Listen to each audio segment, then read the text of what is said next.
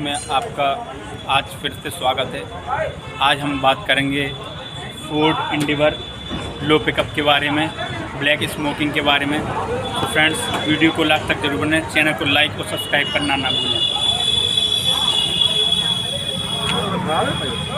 तो फ्रेंड्स, इसमें जो प्रॉब्लम है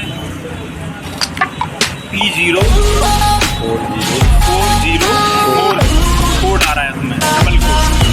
इसमें प्रॉब्लम है ब्लैक स्मोकिंग और लो पिकअप।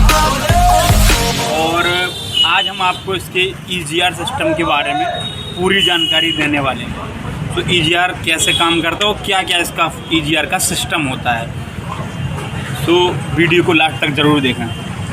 तो फ्रेंड्स, यहाँ आइए। सबसे पहले आज हम आपको बताएंगे ये इन दो मॉड्यूल के बारे में। ये दो मॉड्यूल लगे हुए हैं। ये मॉड्यूल है टर्बो सिस्टम का और ये मॉड्यूल है EGR सिस्टम का। सो फ्रेंड्स, इसमें EGR किस तरीके से वैक्यूम जनरेट करता है वो हम आपको आज बताने वाले। किस तरीके से वैक्यूम सप्लाई आती है और कहाँ से वैक्यूम सप्लाई आती है। सो फ्रेंड्स, आप ये यहाँ आइए। ये इस पाइप में जो ब्रेक बूस्टर के पास गए हैं, ये जो सप्लाई ब्रेक बूस्टर से होती हुई यहाँ से नीचे होती हुई आपकी ये सप्लाई यहाँ से होती हुई यहाँ आई है। ये यहाँ देखिए आप फ्रेंड्स, यहाँ देखिए, ये आपको वैक्यूम पंप दिख रहा होगा। ये फ्रेंड, इसका ये रहा वैक्यूम पंप। ये जो आपको ये मेरी उंगली में दिखा रहा हूँ, एक सेकंड आपको फ्रेंड्स। ये देखो फ्रेंड्स, ये सप्लाई ब्रेक बूस्टर में गई है। ये वैक्यूम सप्लाई है। पकड़ो बेटा। ये वैक्यूम सप्लाई इधर दिखाओ। इसका जो वैक्यूम सप्लाई का एक पॉइंट ये यहाँ पर आया हुआ है, ये टर्बो के लिए। सो फ्रेंड्स, टर्बो में यहाँ से वैक्यूम काम करता है, यहाँ से वैक्यूम सप्लाई आती है। यहाँ से वैक्यूम सप्लाई आने के बाद यहाँ पर वैक्यूम सप्लाई आती है। यहाँ से आने के बाद ये वैक्यूम सप्लाई आपकी यहाँ होती हुई, यहाँ से होती हुई, इस पॉइंट से होती हुई एक पॉइंट आपका ये इधर पीछे, यहाँ एक EGR सिस्टम लगा हुआ है। पीछे देखो, ये आपको दिख रही होगी, सॉरी ये नहीं, ये फ्रेंड्स, ये मॉड्यूल लगा हुआ है। इसमें वैक्यूम आता है ना। ये आपका EGR का एक ये पाइप है। ये तो आपको यहाँ पर तो आपको डायरेक्टली EGR वैक्यूम देगा इस पाइप के अकॉर्डिंग यहाँ से। और जो यहाँ का जो ये पाइप हैं जो यहाँ गए हैं, यहाँ पर आपको वैक्यूम नहीं मिलेगा फ्रेंड्स। यहाँ पर आपको खड़ी गाड़ी में वैक्यूम नहीं आएगा। यहाँ पर वैक्यूम सप्लाई नहीं आएगी। इसमें वैक्यूम सप्लाई प्रॉपर आएगी, क्योंकि यहाँ पर ये वैक्यूम पंप से इसकी कनेक्शन ये कनेक्शन आप देख रहे हैं फ्रेंड्स। ये कनेक्शन दिख रहा है फ्रेंड्स, जो ये कनेक्शन दिख रहा है आपको, ये गया है। ये कनेक्शन यहाँ होते हुए इस तरीके से होते हुए, ये दूर करो थोड़ी बेटा, ये कनेक्शन ये यहाँ से होते हुए ये यहाँ आया। इसमें वैक्यूम आपको मिलेगा। इसमें प्रॉपर वैक्यूम बराबर आएगा। इसमें वैक्यूम नहीं आता है। कभी भी आप P0404 का कोड या EGR का कोड आए, आप इसमें EGR भी आपने साफ़ कर लिया और मैनीफोल्ड भी साफ़ कर लिया, फिर भी कोड आ रहा है, तो फिर आप सप्लाई चेक करेंगे तो वैक्यूम नहीं आ रहा। आप ये सोचोगे, आप ये डाउट रहेगा आपको कि वैक्यूम नहीं है। सो फ्रेंड, इसमें वैक्यूम नहीं आएगा। फोर्ड एंडीवर 1.5 लीटर्स, इसमें वैक्यूम सप्लाई नहीं आएगी खड़ी गाड़ी में, खड़ी गाड़ी RPM में। और फ्रेंड्स, इसमें वैक्यूम सप्लाई आएगी 2500 RPM में, वो भी रनिंग कंडीशन में। आप सोचो कि खड़ी गाड़ी में आए वैक्यूम, तो नहीं आएगी फ्रेंड्स। आज मैं आपको ये बात और क्लियर कर दूँ किस तरीके से आप चेक करेंगे कि वैक्यूम अब फॉल्ट कहाँ पर है। सो आइए फ्रेंड्स।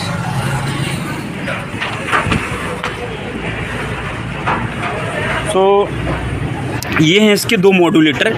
इसका काम, इन मॉड्यूलेटरों का काम होता है EGR को सप्लाई देना। ये EGR को सप्लाई दे दे।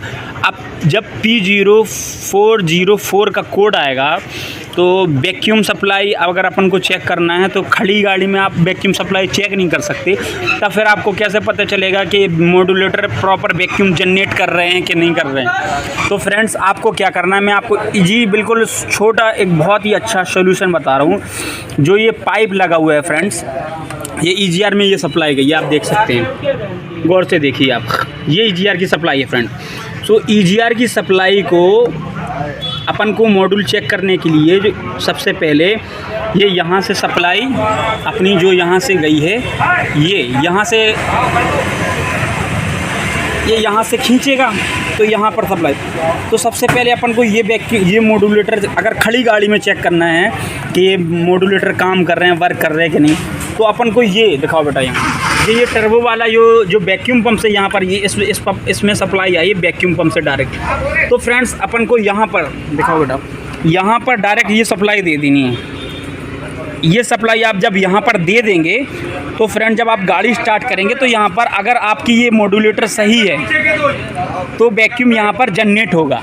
अगर आपका ये मॉड्यूलेटर फ्रेंड्स सही नहीं है, ये वाला जो मैं आपको दिखा रहा हूँ फ्रेंड्स, अगर आपका ये मॉड्यूलेटर प्रॉब्लम कर रहा है या इस मॉड्यूलेटर में फॉल्ट है, तो फ्रेंड्स इस मॉड्यूलेटर में अगर फॉल्ट है तो वैक्यूम यहाँ पर नहीं आएगी। सो फ्रेंड्स अगर मॉड्यूलेटर में फॉल्ट है या वायरिंग में फॉल्ट है, सो आप वायरिंग में अगर फॉल्ट है तो आप इसको सॉकेट को निकाल के वोल्टेज वगैरह चेक कर लें इसका। 20 आपका जो मल्टीमीटर से जो वोल्टेज चेक करते हैं, मल्टीमीटर से वोल्टेज चेक कर लें। सो फ्रेंड्स इसका ये आपका वोल्टेज का क्लियर हो जाएगा। तो बेटा अगर वोल्टेज भी आ रहा है फिर भी इसमें मतलब आपको चेक करना है, वोल्टेज भी आ रहा है और फिर भी चेक करना है कि ऐसा तो नहीं वोल्टेज आ रहा है और कहीं मॉड्यूलेटर ख़राब हो। तो फ्रेंड्स आपको इस तरीके से जो मैंने आपको बताया देसी इलाज इस तरीके का, इसका अपन को इस तरीके से करना है। इसका ये टर्बो वाली सप्लाई जो है, जो हमने डायरेक्ट यहाँ से ये टर्बो में यहाँ पर ये वैक्यूम डायरेक्ट जनरेट करता है जो मैंने बताया वैक्यूम पंप से, तो इसको अपन मॉड्यूलेटर में यहाँ पर लगा के फ्रेंड्स इस तरीके से चेक कर सकते हैं कि आपको किसी तरीके से मतलब डाउट क्लियर हो जाए यहाँ से।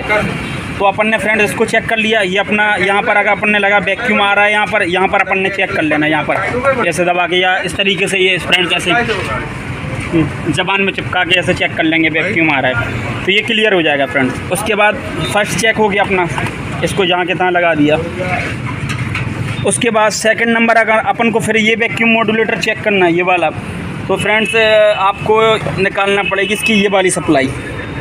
मैं आपको दिखाता चलूँ, क्लियर करते चलो बेटा, ये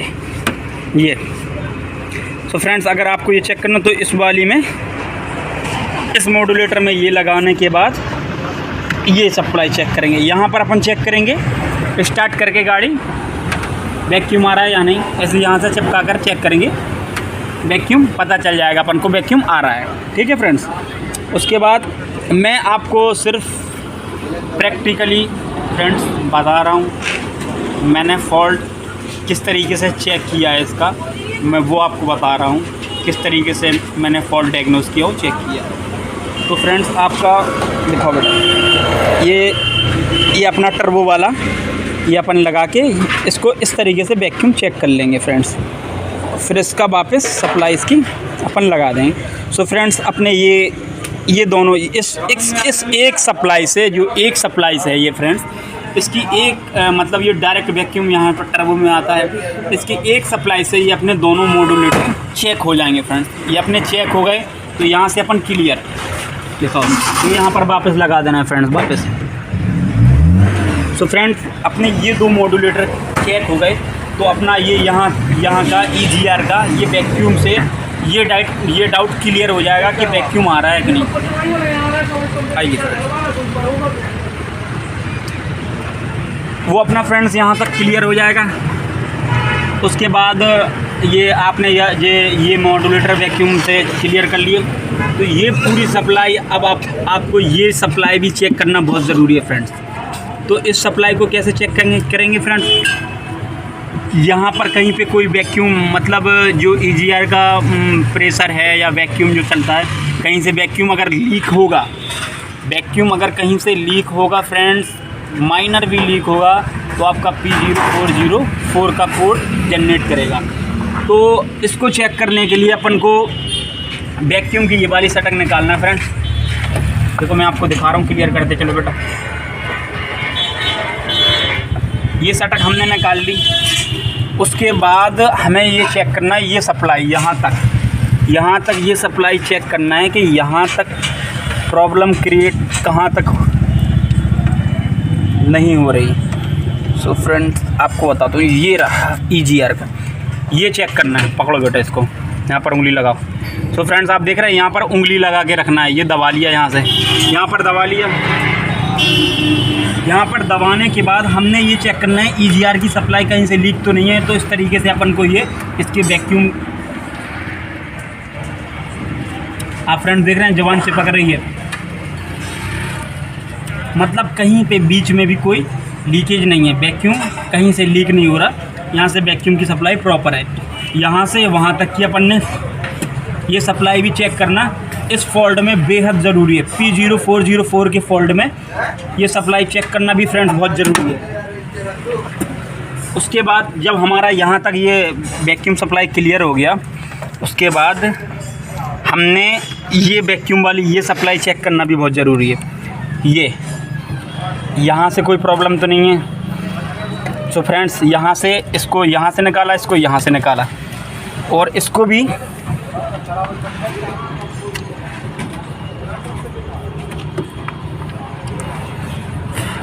दिखाओ ना बेटा EGR वाला कौन सा पाइप है। सॉरी फ्रेंड्स, ये नीचे वाला पाइप आएगा, ये वाला। तो फ्रेंड्स ये वाला पाइप जो आप देख रहे हैं, ये इसको अपन ने दबा लेना है ऐसे, और इसकी सप्लाई चेक करने के लिए अपन को ऐसे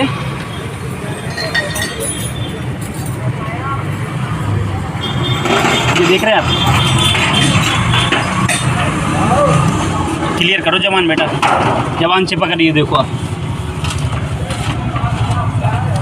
मतलब यहाँ से भी वैक्यूम लीक नहीं हो रहा, यहाँ पर भी प्रॉपर वैक्यूम अपना काम कर रहा है। सो फ्रेंड्स इसने अपन ने इस वैक्यूम इस सप्लाई को यहाँ लगा लेना, ये लगा लिया अपना वापस, और ये सप्लाई वापस लगा ली।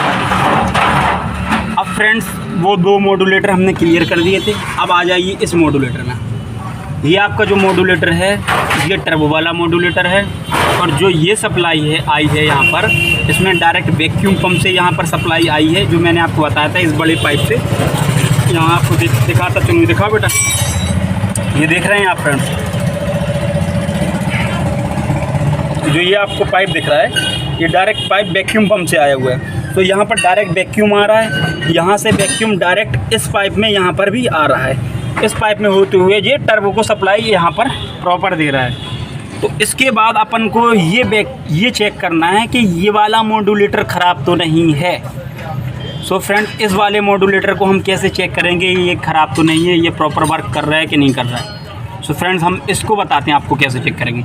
सो हमने करना क्या है, ये सप्लाई नीचे वाली जो आप देख रहे हैं इसको अलग डिस्कनेक्ट कर देना है। इसको डिस्कनेक्ट करने के बाद जो यहाँ पर ये वैक्यूम पंप से डायरेक्ट सप्लाई आ रही है, ये आपको दिख रहा है फ्रेंड्स, ये सप्लाई निकाल के हमने इसमें लगा देनी है, इसमें ये लगा देनी है, मैं इसमें हमने लगा दी, क्योंकि इस पाइप में डायरेक्ट वैक्यूम नहीं आता, इसलिए मैं आपको क्लियर करता चलूँ।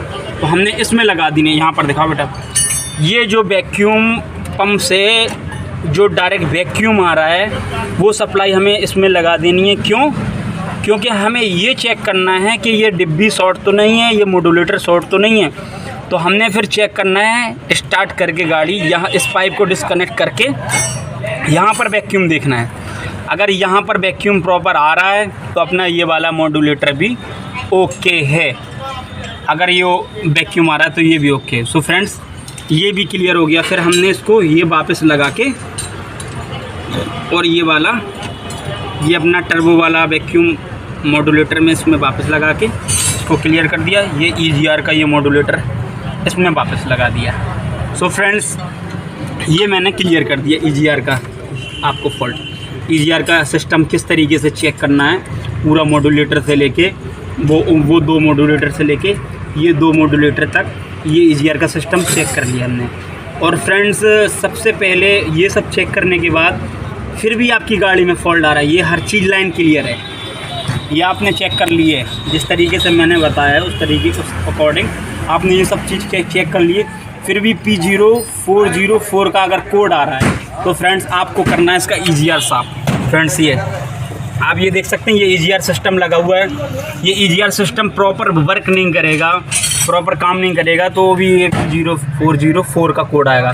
तो फ्रेंड्स इस EGR सिस्टम को साफ़ करना है और प्लस ये पूरा मैनीफोल्ड निकाल कर एक बार अच्छे से एकदम साफ़ करके फिर फिटिंग करना है, फिर कंप्लीट करना है फ्रेंड्स। उसके बाद कंप्लीट कर लिया, कंप्लीट करने के बाद आपने फिर कंप्लीट करके स्टार्ट करनी है गाड़ी। स्टार्ट करने के बाद आपने गाड़ी को अगर क्लियर कर दिया, वो कोड क्लियर कर दिया, क्लियर करने के बाद चेक इंजन लाइट भी चली गई और चेक इंजन लाइट जाने के बाद गाड़ी चली, आपने 15 किलोमीटर गाड़ी चलाई। 15 किलोमीटर गाड़ी चलाने के बाद फिर गाड़ी में चेक लाइट आ गई, गाड़ी में लो पिकअप आ गया और गाड़ी में फिर से P0404 का कोड आ गया। तब फ्रेंड्स आप क्या कहेंगे, अब क्या करेंगे? आपने सब हर चीज़ क्लियर कर ली, EGR भी क्लियर कर लिया, मॉड्यूलेटर भी क्लियर कर लिए, वो 2 मॉड्यूलेटर भी क्लियर कर लिए, और आपने ये डिब्बी भी साफ़ कर ली है EGR की, और ये मैनीफोल्ड भी साफ़ कर लिया, क्लियर कर ली। सब क्लियर करके जब हर चीज़ क्लियर हो जाए फ्रेंड्स, फिर फाइनली फिर भी कोड आ रहा है, तब फिर क्या अपन को लास्ट एक चीज़ और चेक करनी है। एक चीज़ अगर आपने वो अगर चेक कर लिया, अगर आपके पास कोई अच्छा स्कैनर है तो आपको इसका एयर मार्क्स सेंसर फ्लो इधर रखा हुआ है, ये आपको दिख रहा है फ्रेंड्स। इसका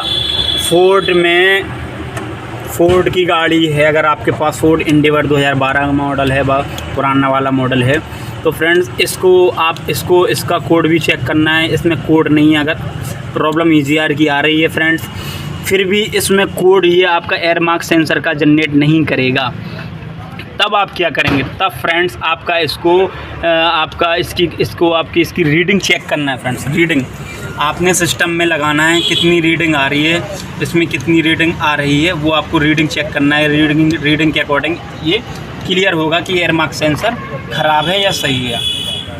फिर इसके बाद आपने ये भी रीडिंग भी चेक कर ली एयर मार्क सेंसर की, फिर भी आपका clear air mark sensor clear है, कोई प्रॉब्लम नहीं है एयर मार्क सेंसर में, तब फ्रेंड्स अब आपके पास फाइनल डिसीजन लेने के लिए बचता है सिर्फ EGR वाल्व। तो फ्रेंड्स इस EGR वाल्व को भी हम रिप्लेस करेंगे, लेकिन फ्रेंड्स इसको रिप्लेस करने से पहले हमें इन सारी चीज़ों को चेक करना बहुत बेहद ज़रूरी है, तब हम फाइनली इसका डिसीजन ले सकते हैं। क्योंकि ये छोटी कोई सस्ती चीज़ है नहीं है। कस्टमर ये 7-8 हज़ार रुपये का आइटम, 7-8 हज़ार रुपये का आइटम है, अगर आप बिगैर डायग्नोस करें इसको डायरेक्टली इसको चेंज कर देंगे, तब फिर और प्रॉब्लम फिर भी क्रिएट रही, फिर भी प्रॉब्लम ख़त्म नहीं हो पाई, तो फ्रेंड्स काम करने में भी आपको मज़ा नहीं आएगा, कस्टमर भी आपका सेटिस्फाई नहीं होगा। इसलिए फ्रेंड्स इसको इतना ये करना बेहद ज़रूरी है। अगर आपको और किसी भी और EGR से रिलेटेड कोई भी प्रॉब्लम आए अगर आपको, तो मैं इस वीडियो में मैं अपना नंबर दे दूँगा, तो फ्रेंड्स आप डायरेक्ट कॉल भी कर सकते हैं। मुझसे जितनी मदद होगी मैं आपकी करूँगा, और आपको EGR के बारे में जो मैंने डिटेल दे दी है, जिस तरीके से मैंने आपको समझा दिया है, शायद ही आपको YouTube में इस तरीके की वीडियो आपको मिले। सो फ्रेंड्स मैंने जो मेहनत की है, इस मेहनत के लिए चैनल को लाइक और सब्सक्राइब ज़रूर कीजिए, और इसी तरीके से अगर आपको वीडियो अच्छी वीडियो और ये इससे रिलेटिव वीडियो अगर आपको चाहिए, तो हमारे चैनल KD वर्कशॉप को सब्सक्राइब ज़रूर कर लें और वीडियो को इसको लास्ट तक ज़रूर देखें। थैंक यू फॉर वॉचिंग, धन्यवाद।